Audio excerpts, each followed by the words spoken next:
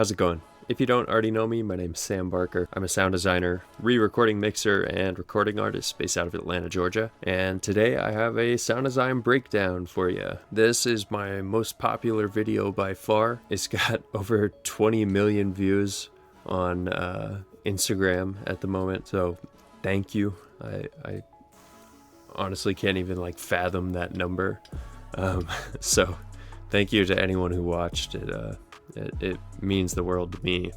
And I thought I'd just break it down today. It's a really simple one. I did it in Dolby as well. The social media version obviously is the binaural re-render, which gives an impression of surround. So I thought I'd just play it through once, and then we can kind of go through the elements and the Dolby mixing, kind of what's going on there. I'll quickly go over what Dolby is and kind of how it works. But if you want a more complete kind of account and explanation of what Dolby is, feel free to go over to my Hunter x Hunter video, where I also broke down a anime redesign I did for social media.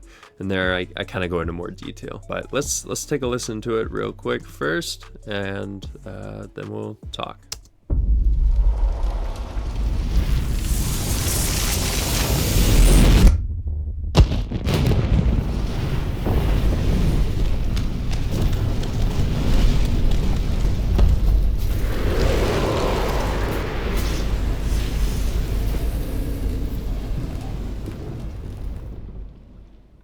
Yeah, so like I said, super simple, kind of short and to the point for redesign, and a fair amount of layers to get there, but really not all that many sound effects. First and foremost, let's go into Dolby real quick. This is the Dolby Atmos renderer. If you've seen some of my other videos, I've talked about it. Basically, it is a spatial audio rendering tool. This is the internal renderer in Avid Pro Tools, but there is internal renderers in Logic and in Studio One, and I believe Ableton or Cubase has some internal renderers. And then there is the external renderer, which I do have. It just requires a little more routing to get working, and constantly jumping back and forth between that and my other routing can get a little tiring.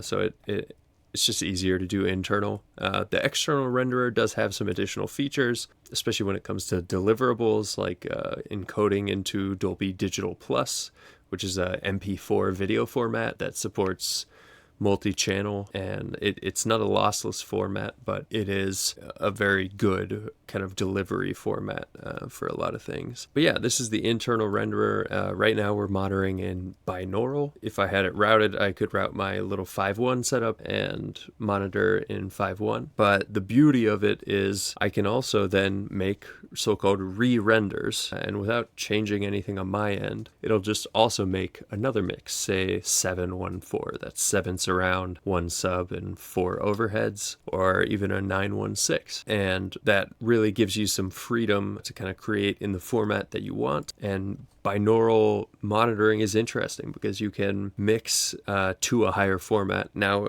your results and kind of translatability are not going to be as good as if you were in a 714 room, but it's still pretty cool that you can do it. And you can do a binaural re-render like I do for these social media posts so people can listen to it. And the little green spheres you'll see moving around are so-called objects. They're basically just little points that I can route to, and then I can move those objects at will, although it is a little hard. Basically, it's a lot of going in by hand and automating.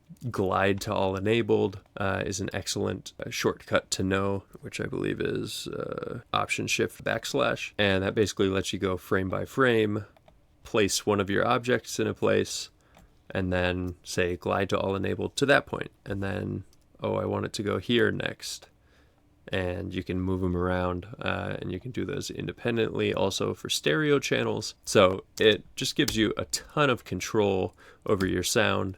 Granted, it can be a little difficult, especially if you don't have a big console with joysticks. So yeah, that's Dolby in a nutshell. And if you have any questions about kind of the Dolby Atmos renderer or the format itself, feel free to put them in the comments. But like I said, I've covered it a little more in depth on previous videos.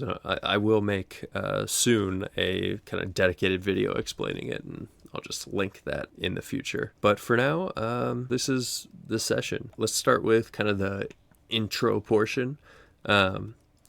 This is pretty minimalist intro right here. We have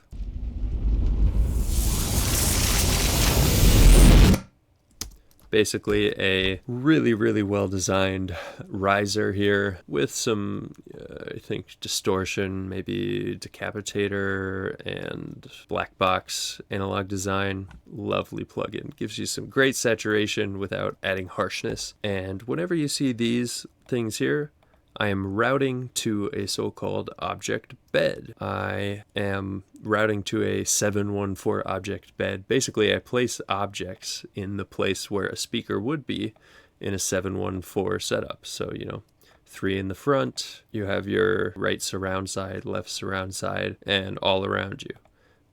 And the overheads, you get the idea. And basically that just allows me to add some static points in space where sound is coming from the same sound effect. You want to be a little careful because you can run into phase issues by doing that. But, that's really only a problem in like a music setting where you're kind of locking things in place a lot of times. But these are all moving, so they're never going to be in or out of phase for more than a little tiny bit of time. So yeah, that's kind of the first element. I've layered in some other ones.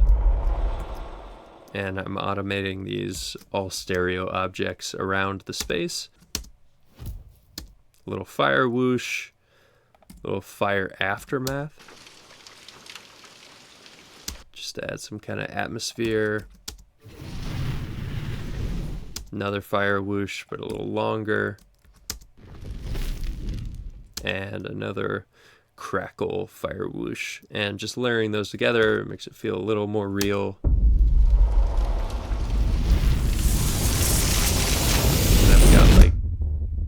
That talking drum sound at the beginning of this. Yeah.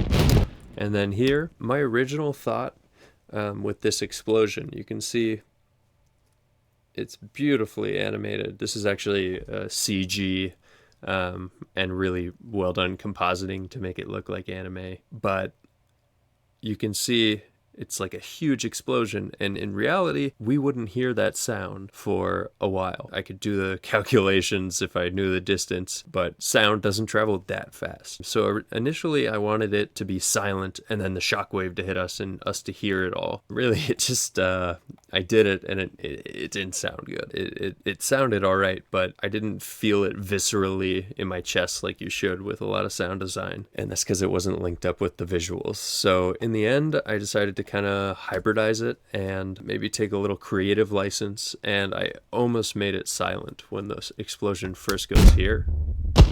I just added a little,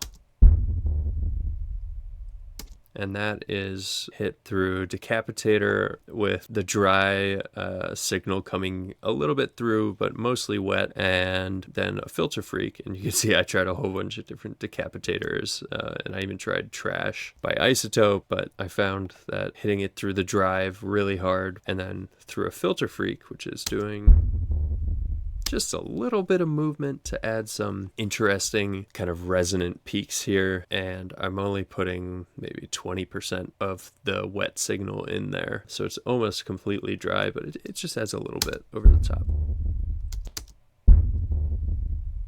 Yeah, I ended up making the explosion sounds all kind of sync with the video, even though it's not technically correct if it were the real world, but it's anime, so you kind of have a little bit of license there. So yeah, as you can see, it's not actually that complex of a design. As far as the main explosion itself, I have a couple cracks, kind of more high-end and mid-range. That one's a little more distant. And then kind of a boomy, low-end, mid-range sample, and then a distant mine explosion. These are my favorite. There's a whole bunch of, you'll find in a lot of different libraries, these mine explosions where they've basically collapsed a mine using dynamite. And if you record it from a distance, it has this perfect like mid-range sparkle crackle thing. That, I love that. I layer it into most of my explosion sounds because oftentimes I find with library explosions, they're either really boomy or kind of really crack high-end sounds. So having something in the mid-range to kind of be body to the explosion can be helpful. Yeah. And you don't even really hear it in context. Like, listen.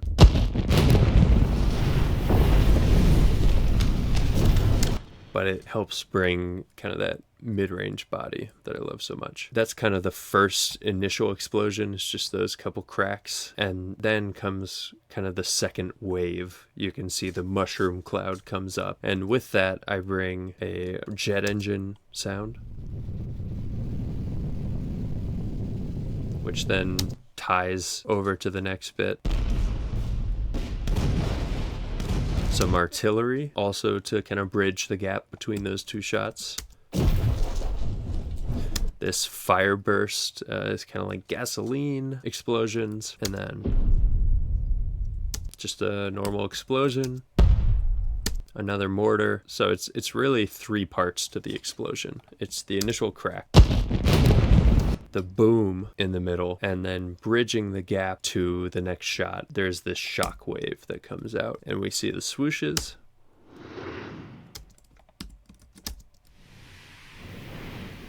The wind that's supposed to be like the trees moving with the shockwave. Got a little fresh air on there just for some like more high-end information, and a decapitator again, a little more kind of wispy high-end.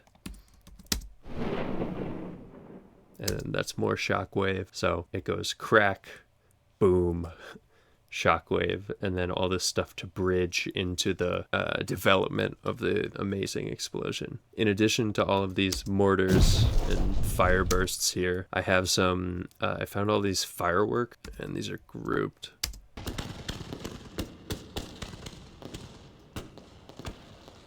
Yeah, it's like the end of the fireworks show, basically. But if you look at the visuals, it shows all these like streamers and coming up almost like mortars. So I thought it fit pretty nicely. And those are all summed into a bus with a Century tube channel strip, just taking off a little high end, compressing them a whole bunch, and it's tube compression, so it's like super slow attack, so the transients still poke through, but it levels it a bit.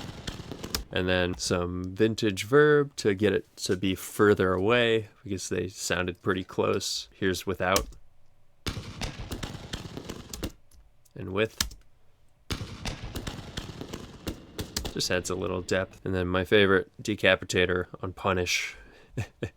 With the mix turned way down. So it's just like a little high-end sparkle. That all kind of bridges into the last bit, which is finally this shockwave reaching the wind Hashira.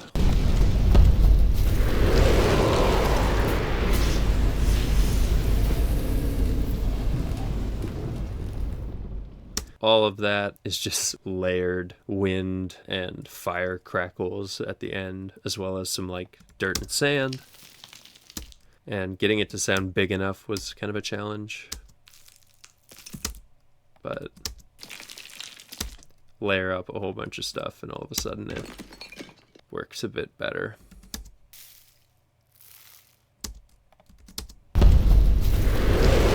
I'm pretty sure I'm crushing this wind here through a decapitator. Not that much, but it adds a lot. And look at that curve. That's dumb. But it sounded good, so I kept it. Basically just like getting way more high end out of this sample. And getting a little bit of that tube sag, that like non-linearity. And same thing here, tube sag, decapitator. Can't go wrong with it, really. Yeah, that's pretty much the whole design. Some other things layered in, footstep, which is also automated. And then at the end, little lion roar that I put through probably some vintage verb. Let's listen. Yeah, I don't remember what clip effects I did, but a reverb, some modulation probably of some sort, and then a little lightning strike. Sometimes that modulating, phasey sound of a lightning strike can be good for the end of an explosion.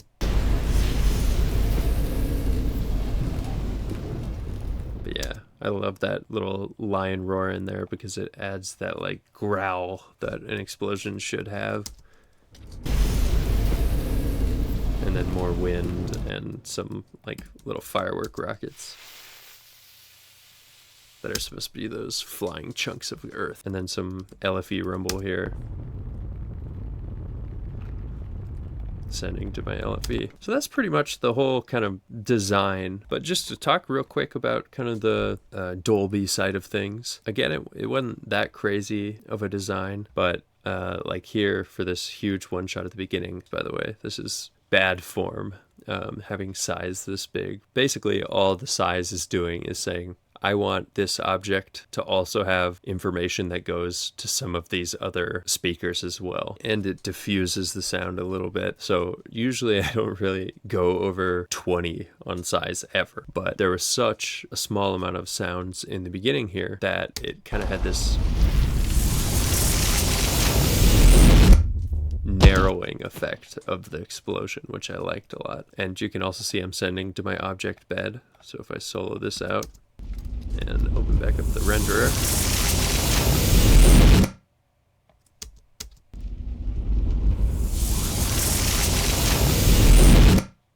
yeah, so I'm sending statically to behind the listener as well. Then on my explosions, I'm basically starting pretty low, then going outwards and increasing size as it goes out, kind of as you would expect from an explosion. A lot of Dolby is just, what do you think the sound would do? And then automate it that way. Yeah, so that's pretty much the main explosion. And getting those to sit right was a little bit of a challenge, but I think it was worth it. And then what I'm also doing here, you can see I'm sending to, if I go back up top, I have a short reverb, which is a 1.5 seconds, a long reverb with a ton of pre-delay. So it's almost like a slapped, if you know what a slap delay is, it's basically a delay with 0 to like just a little bit of feedback. So it just sound. It's just kind of a copy of the sound. And this kind of acts as a slapped reverb. You put a ton of pre-delay on it, and then the reverb engages after that. So if you're trying to create more space, that's what a real space would do. The reverb wouldn't engage immediately. And then I also have just a dedicated slap delay that has a feedback. Like I was saying, on a slap delay, you really don't want to go above 7 or 10 feedback. Otherwise, it's just a delay you're feeding back in to itself. And this is a crazy long slap delay. You'd never use it in music like this, but 733 milliseconds is what I was trying to achieve here. The sound of the explosion moving outwards, and you'll see in a sec. If I go back down to my, so I have a long reverb, and if I look at my automation on the long reverb, I'm just quickly sending to it, and same thing on the short reverb, quickly sending to it. And then on my slap, where did I send the slap? Here it is. I'm just quickly sending to it.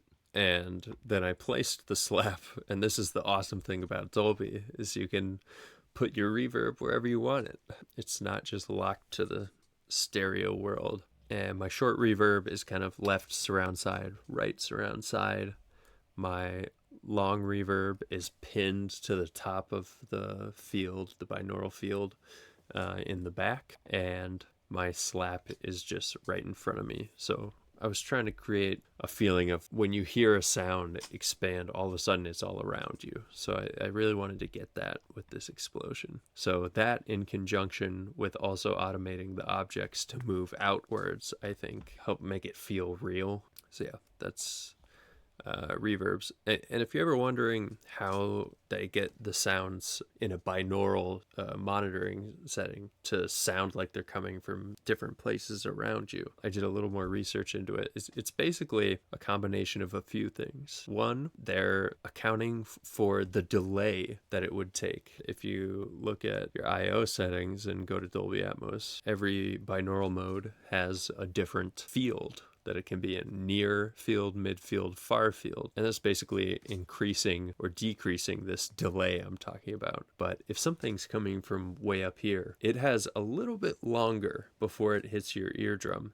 than something that's here. And so they're accounting for that delay while also using impulse responses, basically EQing how the human ear would hear something from there. And then, they have a great algorithm for this. And they use these little tricks like that to trick your brain basically into thinking you're actually hearing them from around you as you usually would hear things. So it's really cool technology, and it will only get better. And in the new Pro Tools update that I have not gotten yet because I'm afraid it's going to break all my plugins, has that binaural setting available right under the object, which is really cool because it's kind of annoying having to open up I/O settings every time you want to change a binaural setting. That's pretty much the whole project. And then for this wind stuff, obviously I'm automating it to come by the ears as if it's surrounding you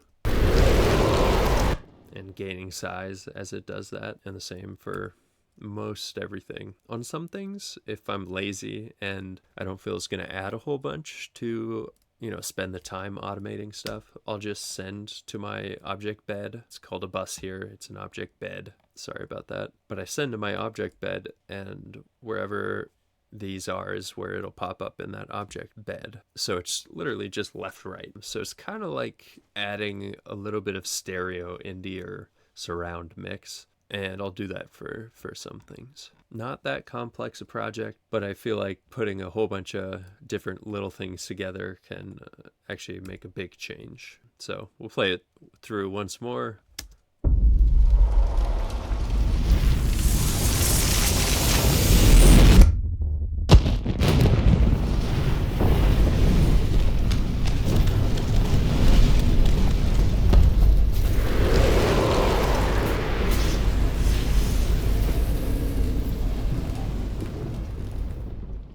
That is my Demon Slayer explosion, and sorry for anyone I spoiled it for. It was out on Crunchyroll for a while before I posted it, but I am more aware of that now, so I will not post spoilers without, alerts in the future. But thanks again for everyone who watched it. I still honestly can't believe how many people watched it, so thank you.